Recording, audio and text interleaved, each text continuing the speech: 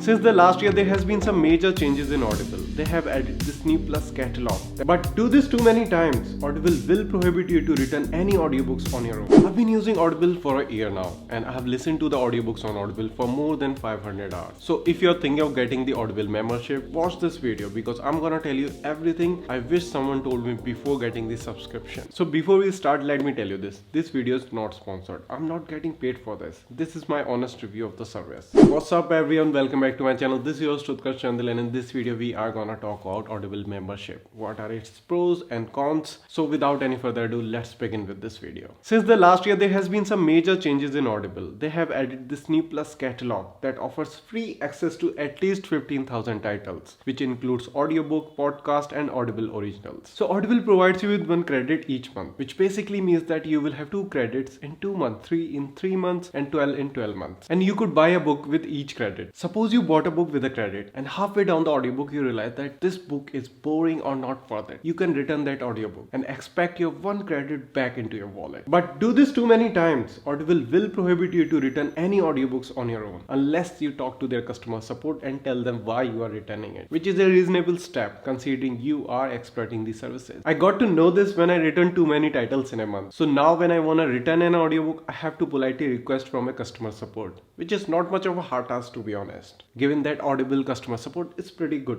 Audible is definitely the mainstream platform for audiobooks. There are over 200,000 audiobooks on Audible, many of which are classic or bestsellers. You will find almost every audiobook on Audible. There's also another thing that I got to know after a year, which you would also like to know. Suppose you have spent all your credits for the month, which happens with every reader to be honest. They don't finish the books they have on their shelves while they keep buying more and more books. So the solution to that problem is that you can buy audiobooks with real money, and you can also return those audiobooks and expect your money to be returned in the same way. But there is a catch. Suppose you bought a book a year ago and you forgot to return the audiobook throughout the year. Now this book can't be returned. It has become officially yours. Audible also lets you to increase the speed of reading. So if you think narrator is too slow, you can do that. Consider what I have in my life, who and where I come from, what I've learned, the work I've done and will continue to do, and my dreams for the future. I've never done it to be honest, but I'm sure there are people who do this pretty often. I mean, so many people do it on YouTube. Audible also lets you to bookmark. So if you like any quotes, you can bookmark the time and type it in the notes. I started doing this pretty late. I also sometimes listen to an audiobook right before I go to bed. So I usually fix the sleep timer around 20 minutes. If I get asleep in between, it wouldn't be playing all night. The only thing that annoys me is that when I'm listening to an audiobook and narrator is speaking with an accent, which I'm not used to, like Irish or something,